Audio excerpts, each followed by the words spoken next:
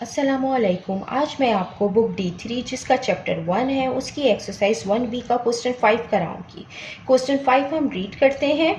Express each of the following as a fraction in its simplest form.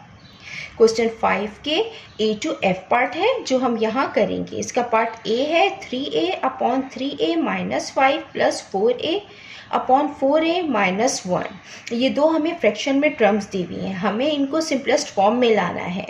Simplest form means हमें उस वक्त तक solve करना है जब तक ये सॉल्व हो सकती हो। इनके बीच में प्लस का साइन है, अगर प्लस का साइन हो या माइनस का साइन हो बीच में तो हम LCM लेते हैं। अब हम इनको यहाँ सॉल्व करते हैं। यहाँ पे 3A माइनस 5 डिनोमिनेटर में इसके, और यहाँ इसके डिनोमिनेटर में है 4A माइनस 1। ये दो अलग अलग टर्म है।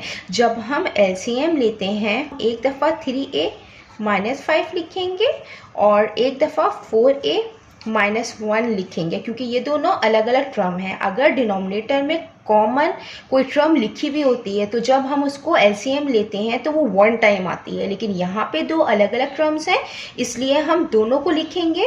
ये इसका LCM हमने निकाल लिया है। अब हम इसके न्यूमरेटर सॉल्व करते हैं। यहाँ पे 3A माइनस 5 है, यहाँ पे 3A माइनस 5 है। ये 3A माइनस 5 3A माइनस 5 से कैंसिल आउट होगा तो 4A माइनस 1 बचेगा। तो 4A माइनस 1 मल्टीप्लाई होगा 3A से। इसी तरीके से इसके डिनोमिनेटर में 4A माइनस 1 है और यहाँ पे 3A माइनस 5 और 4A माइनस 1 है, तो ये 4A माइनस 1 4A माइनस 1 से कैंसिल आउट होगा तो 3A माइनस 5 बचेगा, और ये 3A माइनस 5 इस 4A से मल्टीप्लाई होगा। लिख देते हैं हम 3A minus 5 multiply by 4A।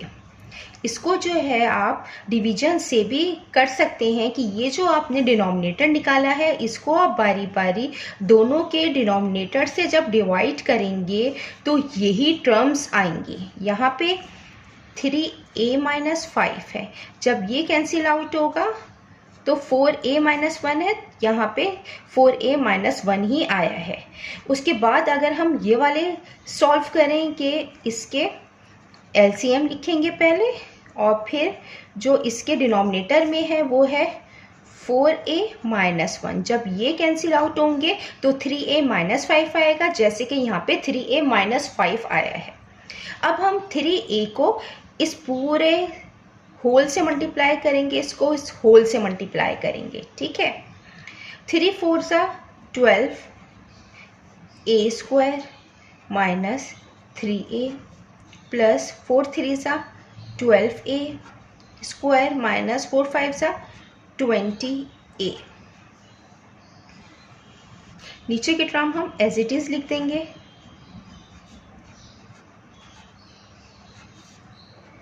A square plus 12A square, ये सेम टर्म्स है, हम इनको ऐड कर लेंगे। बीच में प्लस का साइन है तो 12 प्लस 12 24A स्क्वायर आएगा। यहाँ पे माइनस माइनस प्लस हो जाएगा लेकिन साइन माइनस का आएगा। 20 प्लस 3 23 और A है तो A आएगा। नीचे की टर्म एज इट इज आ जाएगी 3A माइनस 5 4A माइनस 1।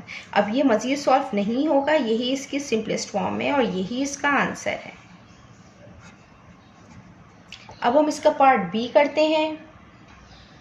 ये इसका पार्ट B है 5 upon 2B plus 1 minus 2B upon 2B plus 1 पे होल स्क्वायर।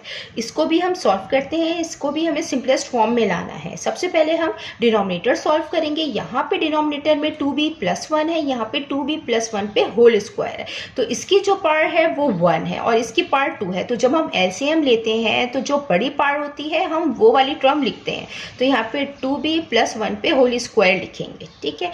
अब हम न्यूमरेटर सॉल्व करेंगे। यहाँ पे 1 से इसकी पार्ट कैंसिल हो जाएगी तो 2B प्लस 1 आएगा। जैसे कि आप यहाँ पे इसको इस तरीके से देख लें कि ये 2B प्लस 1 का होल स्क्वायर का मतलब होता है 2B प्लस 1 और 2B प्लस 1, और यहाँ पे इसके डिनोमिनेटर में है 2B प्लस 1।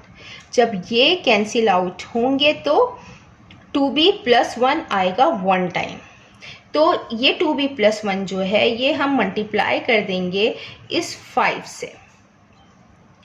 अब इसके डिनोमिनेटर में 2b + 1 पे होल स्क्वायर है और जो हमने एलसीएम निकाला है वो भी 2b + 1 पे होल स्क्वायर है।